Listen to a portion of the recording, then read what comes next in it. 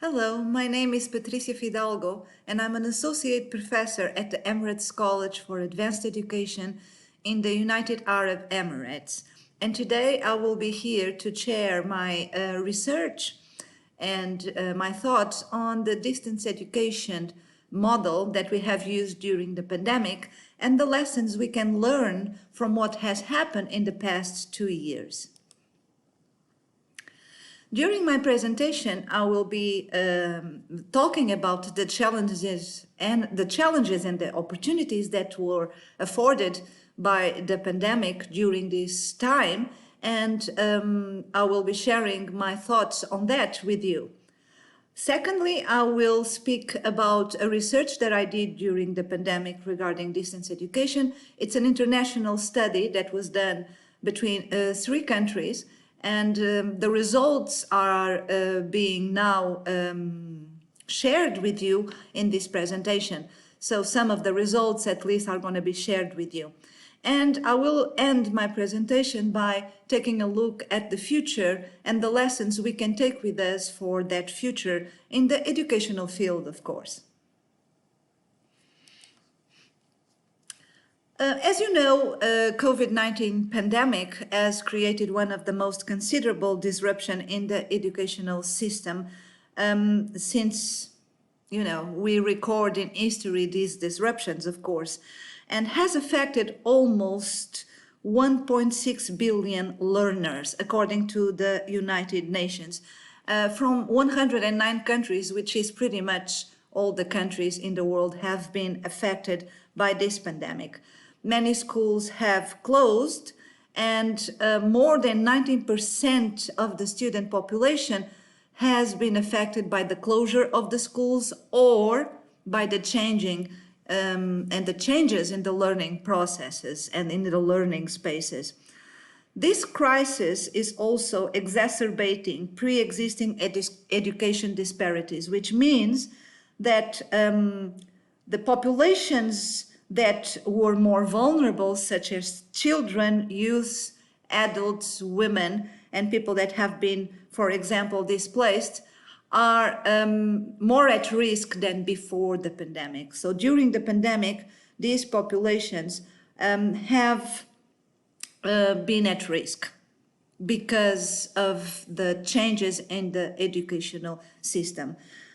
It is believed that almost 24 million children and youth have dropped or did not have access to school during the pandemic. Similarly, the education disruption has had and will continue having, unfortunately, substantial effects that go beyond education, which means that services to children and community have also been affected and disrupted, and as well as the ability of some parents to work. And also one of the risks that have come from this pandemic is the increased risk of violence, for example, against women and girls. So the pandemic has not affected only the educational systems, but of course has a ripple effect on other aspects, other social aspects of our lives.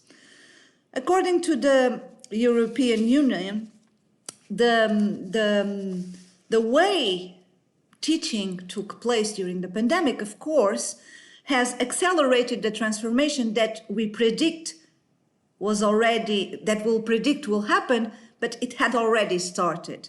So what happened during the pandemic is that those transformations in the educational field have been accelerated. And I'm going to speak about 4 of those aspects.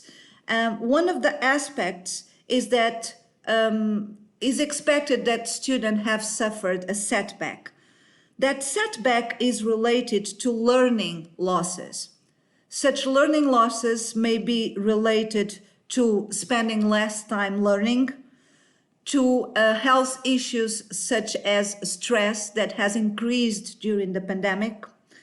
The way that students interact has also changed. That interaction is related to interaction with peers, colleagues, and teachers. And finally, the pandemic and the move to the online environment may have decreased the lack of motivation from students. So those four aspects are one of the main reasons why students may have suffered a setback on their learning. The second aspect is related to the students' achievement and the fact that that achievement may have been impacted according to their socioeconomic status.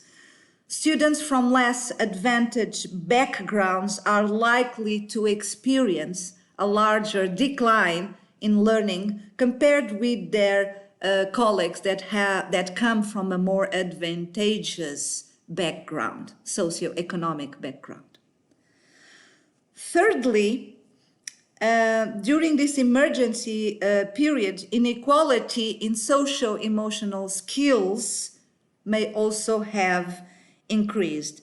Again, the socio-economic status has an impact on the, social-emotional skills, which means that people that come from a lower socio-economic status may be exposed to stressful environments at home.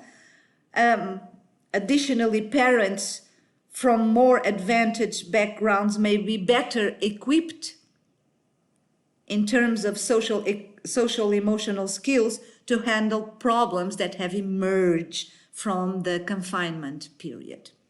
Finally, number four, there is a widening gap in both cognitive and social emotional skills caused by the pandemic that may have implications and is having implications at a short term, but will also have an impact in the long term, especially when we think that these children and these youth are going to enter the labor market in the future, and whatever happened during this period will have impacted them and will also have a reflect on the labor market.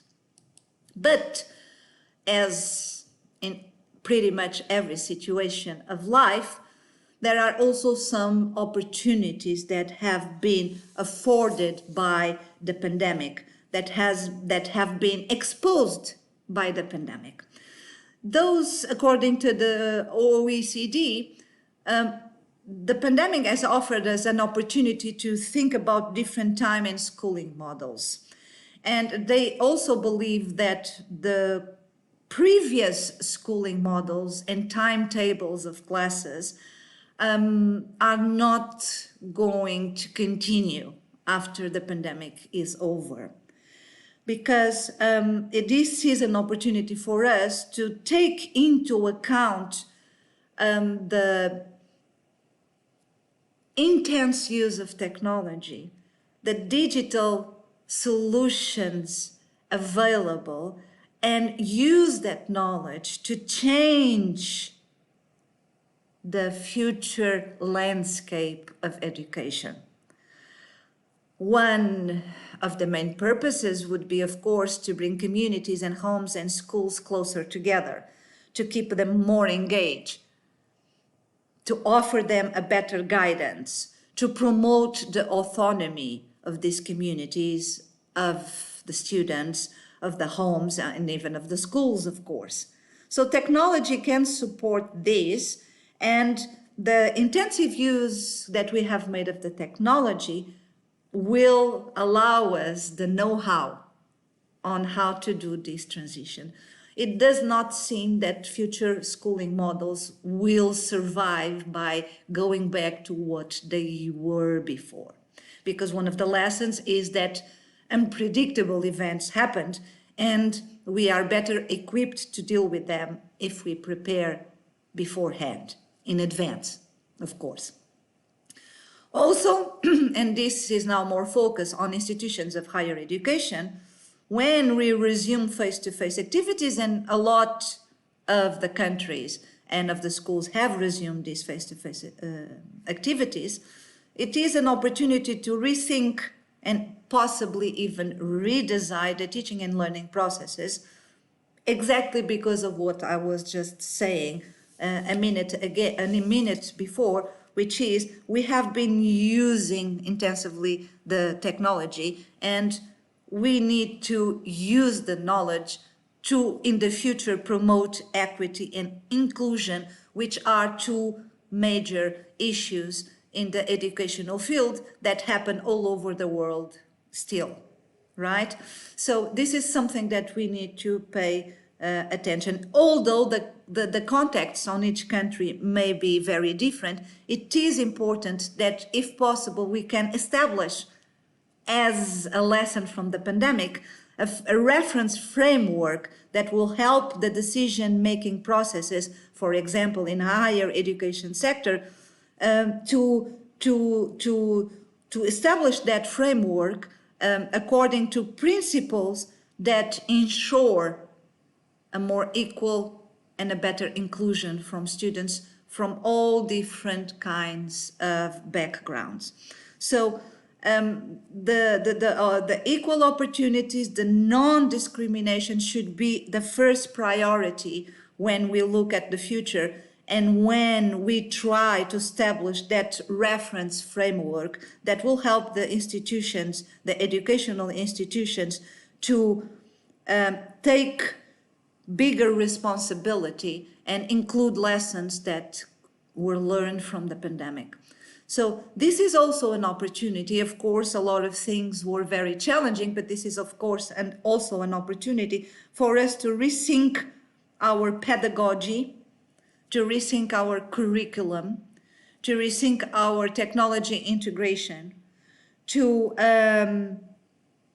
allow governments and the decision makers to generate systems that are even more resilient and more adaptable to changes than the ones that we had in place when the pandemic started. So now I'm going to share a little bit of the results of a study that I did with some colleagues about distance education during the pandemic.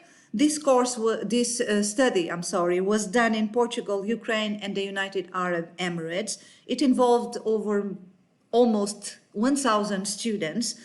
They were surveyed online, of course, this was during the pandemic.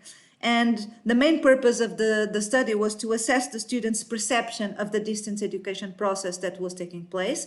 These students are from graduate and undergraduate programs. And to ask them for the future after the pandemic is over, what was the preferred learning model? Of course, we wanted to compare the three countries. These are three countries with very similar distance education landscape and background. And we also wanted to compare these three countries from different parts of the world, two in Europe and one in the Middle East. And what we did was a data analysis that included descriptive statistics, correlational and inferential analysis. And I'm going to share with you the results from the students' point of view of what did they found positive and what did they found negative on that experience, and how those opinions may have influenced what they would wish would happen in the future after the pandemic is over.